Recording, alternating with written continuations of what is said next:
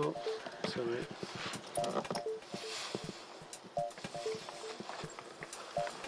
Yeah. It's a reasonably thick one, so we'll see what happens. Yep.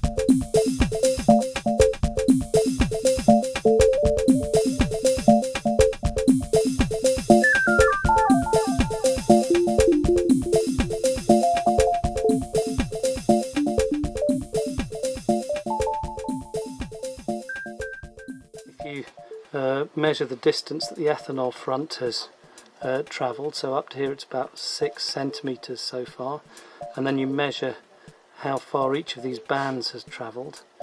If you compare how far the ethanol front has moved compared to how far the band has moved, and divide one by the other, you can begin to identify what the different pigments are, because the different pigments in any given solvent, in this instance we've got ethanol, but in any given solvent the different pigments will move at a determined rate. So the green band in the middle is fairly obviously chlorophyll, because we can tell because it's green, but actually there are two different types of chlorophyll, and those are just beginning to separate. If we ran this for a bit longer they'd separate out a bit more, and we might be able to identify the two chlorophylls, chlorophyll A and chlorophyll B, by how far they've actually moved up the strip here.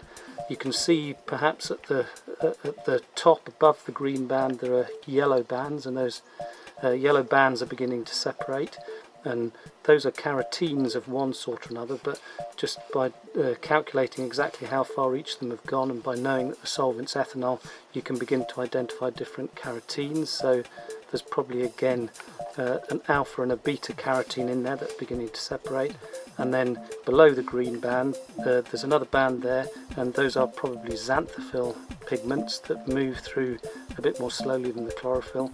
But again, if you really let this run for a long time and you load the strip up with lots of pigment, some of the xanthophylls will begin to separate, and you can identify those on the basis of how far they've moved up the strip.